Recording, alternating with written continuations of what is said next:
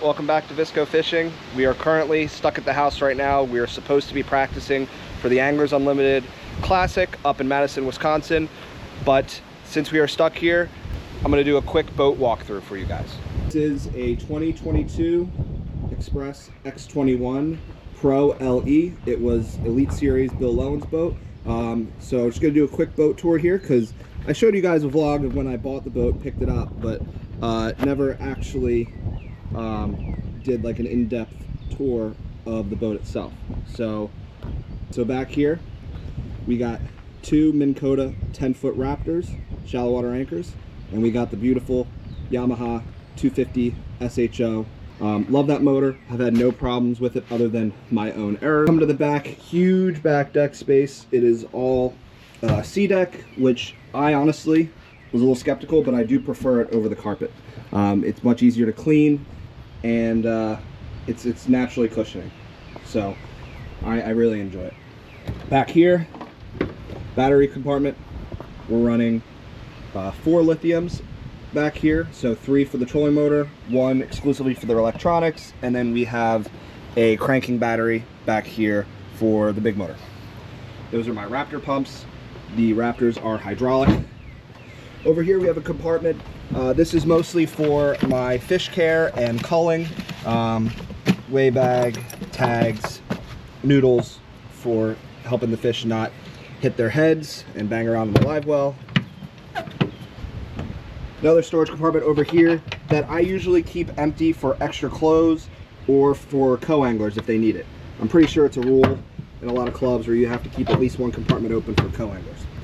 And back here we got two nice live wells, oxygenators in there, everything you could possibly need to keep fish alive. It's actually a little dirty. I should probably clean this out before we head up to Madison, but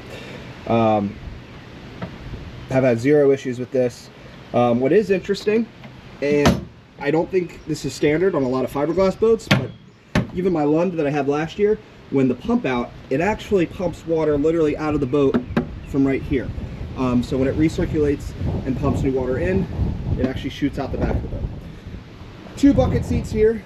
Both have actually a storage compartment right here underneath the seat, which is nice. Plenty of storage. Here's a little center console.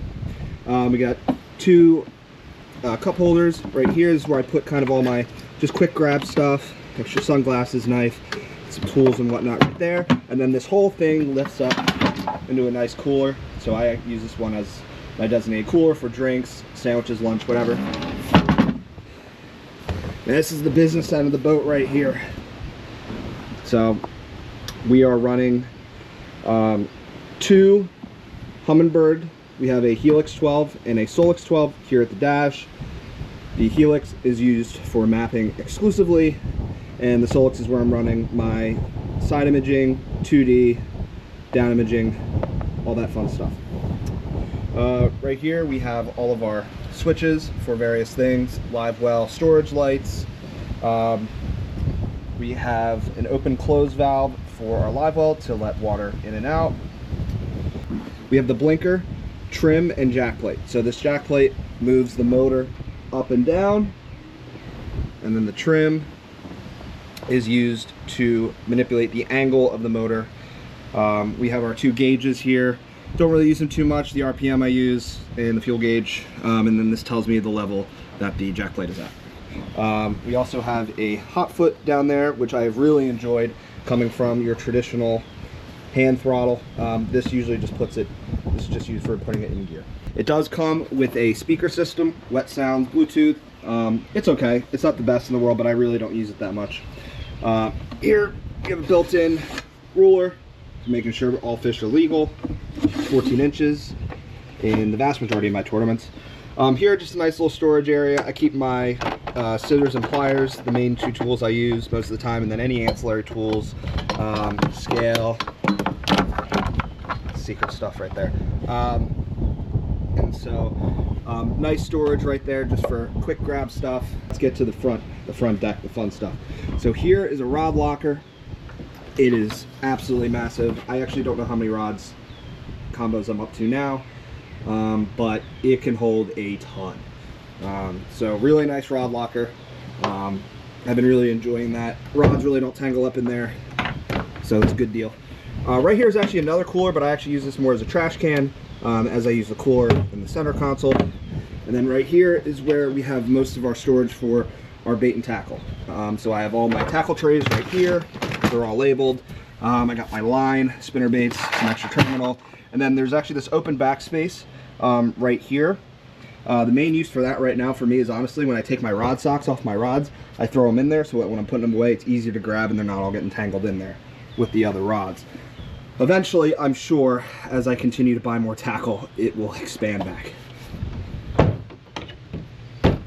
Right over here, we have another storage compartment. This is kind of where I put all of my safety equipment, ropes, ancillary equipment, extra prop right there, life jacket for a co-angler if they forget.